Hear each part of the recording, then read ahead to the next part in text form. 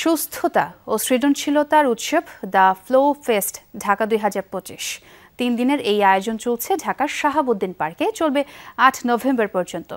শরীর, মন ও আত্মার সুস্থতাকে ঘিরে আয়োজিত দ্য ফ্লো ফেস্টে যোগ, meditation, martial art, breath work এবং লাইভ মিউজিক সহ নানা কর্মসূচি চলছে সকাল থেকে রাত পর্যন্ত। এতে দেশি বিদেশি প্রশিক্ষক ও অংশগ্রহণকারীরা যোগ দিচ্ছেন বিভিন্ন সেশন ও ওয়ার্কশপে। এর মিডিয়া পার্টনার যমুনা টেলিভিশন।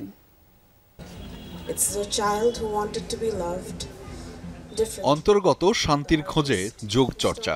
ঢাকার মতো ব্যস্ত নগরীতে এই চর্চার প্রয়োজনীয়তা দিন দিন বাড়ছে।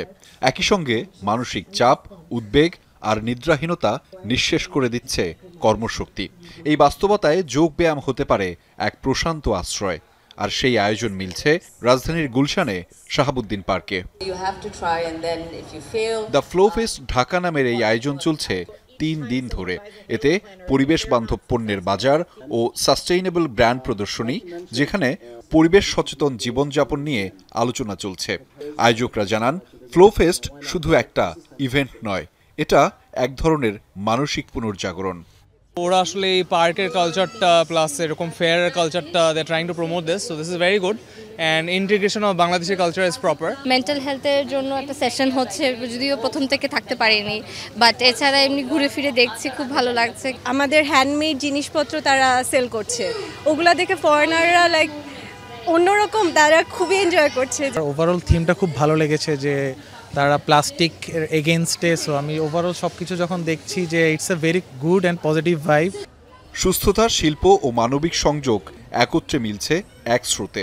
একই স্থানে আধুনিক ও ঐতিহ্যবাহী পণ্যের নানা সমাহারও মিলছে। দর্শনার্থীরা জানান, ব্যস্ত ঢাকায় বাংলার সংস্কৃতি উদযাপনের অনন্য এক আয়োজন এটি। সবাই আসছে, সবার সাথে দেখা হচ্ছে, একটা মিট আপ হচ্ছে। I believe this number of these events should be more because it's a very good event and you know everybody is here. It's beautiful, অনেক হচ্ছে, মধ্যবিত্তরাও ঢুকছে এখানে এখন। আগে যেটা একদম, এটা তো বন্ধ একটা পার্ক ছিল আগে।